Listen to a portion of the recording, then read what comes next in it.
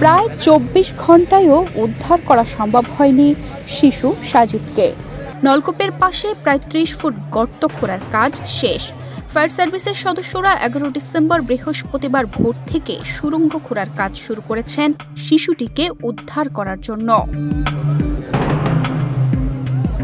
১০ December বুধবার দুপুর ১২:৩০টায় রাজশাহীর তানোর উপজেলায় পরিত্যক্ত গভীর নলকূপটিতে শিশুটি পড়ে যায়। পরে শিশুটিকে উদ্ধারে ফায়ার সার্ভিসের কর্মীরা প্রথম অবস্থায় একটি হলেও পরবর্তীতে আরও দুটি ভেকু দিয়ে মাটি খনন শুরু করে।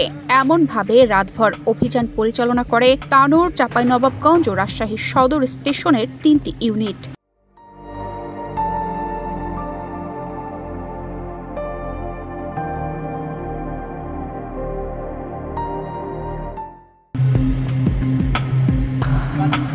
বৃহস্পতিবার সকাল ৯টায় শেষ খবর পাওয়া পর্যন্ত শিশুটিকে উদ্ধার করা সম্ভব হয়নি।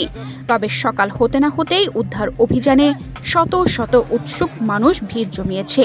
তাদের সরাতে বেগ পেতে হচ্ছে আইন শৃঙ্খলা বাহিনীর সদস্যদের।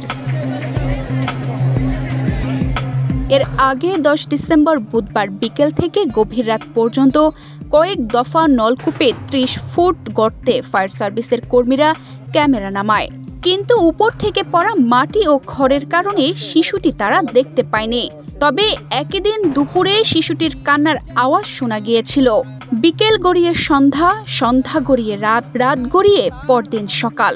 উদ্ধার করা যায়নি শিশুটিকে। তবে থেমে নেই ফায়ার সার্ভিসের উদ্ধার অভিযান। মোটামুটি কাল দুইটার দিকে উদ্ধার কাজ শুরু হয়েছে। ফায়ার সার্ভিসের লোক আসে, দুইটা উদ্ধার কাজ চলছে। সমস্ত রাত এই কাজ চলছে, এখনো উদ্ধার হয়নি। তা যান প্রাণ দেওয়ার চেষ্টা করছে উদ্ধার করার জন্য। আশা করি ইনশাল্লাহ আধা ঘন্টার মধ্যে হয়তো তারাও সফল হবে। এটা অনেক দর্শক আছে, অনেক দূর থেকে, রাজশাহী থেকে, তানোর থেকে, চাপাই থেকে হাজার হাজার দর্শক আছে। তা সবাইকে দোয়া করছে আল্লাহ তাকে জানে ভালোভাবে উদ্ধার করতে পারে, এই চেষ্টা চলছে। সারা ধরে কাজ করছে, এখনো উদ্ধার হয়নি, আরও অনেকক্ষণ লাগবে। মোটামুটি ১২টা থেকে এখন ৬টা বাজছে। ফায়ার সার্ভিসের রাজশাহী স্টেশনের সহকারী পরিচালক দিদারুল ইসলাম জানান, উদ্ধার কাজ চলছে, গর্ত কাটা শেষ, তারা সুড়ঙ্গ করছেন। তানজিদা রহমান, ইনায়া, বাংলাদেশ প্রতিদিন।